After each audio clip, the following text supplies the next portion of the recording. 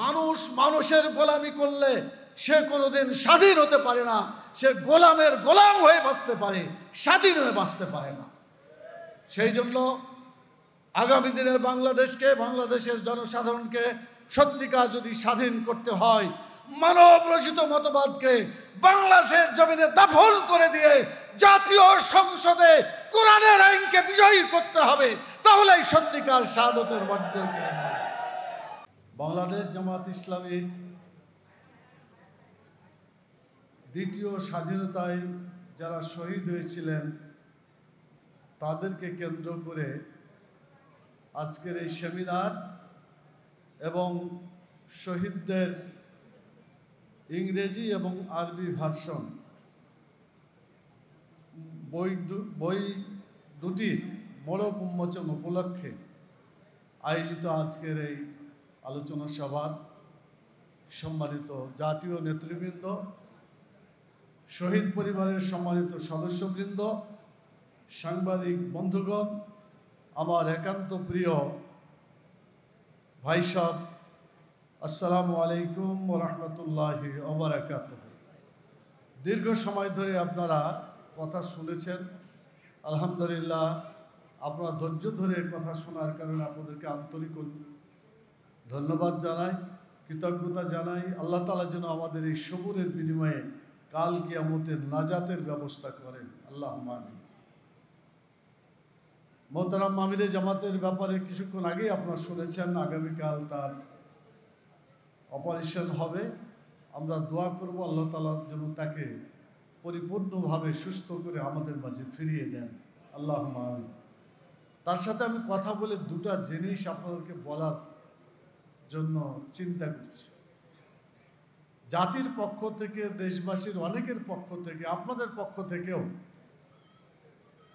এবং আমাদের মধ্য থেকে অনেকেই তার উন্নত চিকিৎসার জন্য দেশের বাইরে নিয়ে যাওয়ার জন্য আবেদন করা হয়েছে, আমাদেরকে বলা হয়েছে। আমিরে জামাতের কাছে কথা আমরা পেশও করেছিলাম। আমিরে জামাত দুইটা যুক্তি দিয়েছেন, যে যুক্তি আমাদের সকলের মনে রাখার মতো। তিনি একটা বললেন, এজা যা আজালুহা লা ইস্তাখিরুনা শাআতা ওয়া লা ইস্তাকদিমুন। মানুষের যদি কোনো আজল নির্ধারিত সময় এসে যায়, 1 সেকেন্ড আগেও হবে না, 1 সেকেন্ড পরেও হবে না। আমার যদি আল্লাহ ফায়সালা করেই থাকেন, আর যদি করে থাকতেনই, তাহলে গত 19শে জুলাই যে জাতীয় সমাবেশ, যেভাবে মানুষ এভাবে মঞ্চ থেকে পড়ে গিয়ে সাধারণত এরকম হয়ে উঠতে পারে না। আল্লাহ তাআলা অত্যন্ত রহম করে বিশেষভাবে তাকে পড়ে যাওয়ার পরেও তিনি জাতির উদ্দেশ্যে গুরুত্বপূর্ণ বক্তব্য রেখে সমাবেশের কাজ সমাপ্ত করতে পেরেছেন, আলহামদুলিল্লাহ। তিনি বললেন যে আমার যদি মৃত্যু হয়, এখানেও হতে পারে, বিদেশেও হতে পারে, তো মৃত্যু বাংলাদেশেই হোক, এটা আমরা চাই। এটার জন্য তিনি বললেন যে এখান থেকে বাইরে যাওয়া চিকিৎসা করার কোনো প্রয়োজন নাই। দ্বিতীয় আর একটা কথা বলেছেন, যেটা জাতির জন্য সম্মানজনক, চিকিৎসা জগতে যারা জড়িত তাদের জন্য সম্মানজনক। তিনি বলেছেন, আমি যদি চিকিৎসার জন্য দেশের বাইরে যাই, তাহলে এটা প্রমাণ হয়ে যাবে দেশের চিকিৎসকদের প্রতি আমার ওই রকম আস্থা নাই যে আস্থাটা বাইরের চিকিৎসকদের প্রতি আছে। তিনি চিকিৎসকদের প্রতি আস্থা রেখে আল্লাহর কাছে পরিপূর্ণ সমর্থ করে সিদ্ধান্ত নিলেন, বাংলাদেশেই আমার চিকিৎসা হবে, বাইরে কোথাও হবে না। আলহামদুলিল্লাহ। এরকম মজবুত ইমানের অধিকারী এবং দেশের সার্বিক কল্যাণের জন্য, পৃথিবীর বুকে মাথা উঁচু করে দাঁড়ানোর জন্য বাংলাদেশের চিকিৎসা জগৎকে যেভাবে তিনি সম্মানিত করেছেন, আমরা আল্লাহ তাআলার শুকরিয়া আদায় করছি এবং আমিরে জামাতের এই মনোভাবের জন্য আমরা তাকে ধন্যবাদ জানাই। আল্লাহ তাআলা তাকে দ্রুত সুস্থ করে আমাদের মাঝে ফিরিয়ে আনুন, আল্লাহুম্মা আমিন। সম্মানিত সুধী মণ্ডলী, আমি খুব লম্বা কথা বলতে চাইনি। একটি কথা হচ্ছে, দ্বিতীয় স্বাধীনতায় যারা শহীদ হয়েছে, দেখেন শহীদ হয়েছে কি হয় নাই, এটার মালিকানা কিন্তু আমাদের নয়। শহীদ হওয়ার মালিকানা একমাত্র কার? আল্লাহ। আমরা আল্লাহর কাছে দোয়া করতে পারি। এবং একটা হাদিস আছে, যারা জালেমের বিরুদ্ধে সংগ্রাম করে, জালিমের বিরুদ্ধে যারা জেহাদ করে আল্লাহ তাআলা, আল্লাহ রাসূল সাল্লাল্লাহু আলাইহি ওয়াসাল্লাম তাদেরকে শহীদ হিসেবে আখ্যায়িত করেছেন। সেই দিক থেকে যারা শাহাদত বরণ করেছেন আল্লাহ তাআলা যেন তাদের শহীদদের শাহাদতকে বরণ করেন। আবারও আমরা দোয়া করছি আজকের এই সেমিনার থেকে আল্লাহ তাআলা যেন তাদেরকে দোয়া কবুল করেন, আল্লাহুম্মা আমিন। দ্বিতীয় যে কথাটা বলতে চাই সেটি হলো দ্বিতীয় স্বাধীনতা, প্রথম স্বাধীনতা আমরা দুটা কথা জানি, আমি মনে করি আরেকটি স্বাধীনতা দরকার আছে। স্বাধীনতা হলো মানুষ মানুষের গোলামি করলে সে কোনোদিন স্বাধীন হতে পারে না, সে গোলামের গোলাম হয়ে বাঁচতে পারে, স্বাধীন হয়ে বাঁচতে পারে না। সেই জন্য আগামী দিনের বাংলাদেশকে, বাংলাদেশের জনসাধারণকে সত্যিকার যদি স্বাধীন করতে হয়, মানব রচিত মতবাদকে বাংলাদেশের জমিনে দাফন করে দিয়ে জাতীয় সংসদে কোরআনের আইনকে বিজয়ী করতে হবে, তাহলেই সত্যিকার শাহাদতের মধ্যে বাংলাদেশের 18 কোটি মানুষের মুক্তি আসবে, কল্যাণ আসবে, আমরা দুনিয়াতেও সম্মানিত হব, আখিরাতেও আল্লাহর কাছে আমরা জান্নাত পাবো ইনশাআল্লাহ। সেজন্য আমি আজকের এই সেমিনারে যারা বক্তব্য রেখেছেন, বিশেষ করে আমাদের সেক্রেটারি জেনারেল যে লিখিত বক্তব্য পাঠ করেছেন, সব কথা এখানে এসে গেছে, নতুন করে বলার কিছু নাই।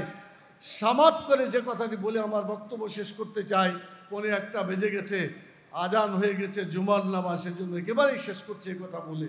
সেটা হলো এই দেশটাকে যদি সত্যিকার কল্যাণকর রাষ্ট্রে পরিণত করতে হয়, মানবিক বাংলাদেশ যদি গড়তে হয়, মানুষের জন্য যে বিধান আল্লাহ দিয়েছেন সেই আল কোরআনের বিধানকে এই বাংলাদেশে চালু করতে হবে। এজন্য আমাদের প্রত্যেকেই ব্যক্তিগত জীবন, পারিবারিক জীবন, সমাজ জীবন, রাষ্ট্রীয় জীবন, আন্তর্জাতিক জীবন, সকল জীবনে আমাদেরকে কোরআন সুন্নাহর আইন মেনে চলার অভ্যাস করতে হবে। আমি আপনাদেরকে আবেদন করব যে আসুন, জীবন বেশি দিনের জন্য নয়, যে কোনো সময় আল্লাহর কাছে চলে যেতে হতে পারে।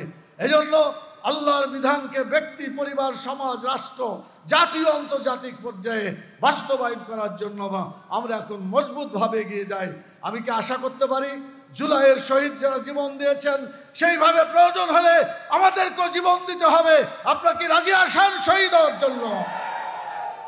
যদি আগামী দিনে শহীদ আমরা হতে পারি, দিনের জন্য কুরবানি পেশ করতে পারি, বাংলাদেশ হবে সত্যিকার আল্লাহ তাআলার জমিনে আল্লাহর আইনকে বিজয়ী করার একটি বাংলাদেশ।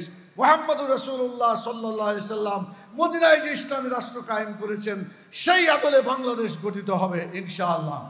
আমি শহীদ পরিবারদের বলবো, আপনার শহীদের পিতা, কেউ শহীদের মাতা, আত্মীয় স্বজন, মনে রাখবেন এই শহীদের জন্য আপনি গৌরবান্বিত।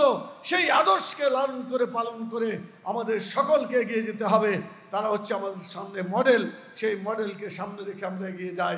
আর বাংলাদেশ জামাত ইসলামী বাংলা ভাষায় 12 খণ্ড এবং আরবি ভাষায় 12 খণ্ড, ইংরেজি ভাষায় 12 খণ্ড শহীদদের যে বিবরণী দিয়েছে, যে স্মারক তৈরি করেছে, এটা আমাদের জন্য একটা ইতিহাস হয়ে থাকবে। আমরা এটা পড়ব এবং অনুপ্রাণিত হব ইনশাআল্লাহ।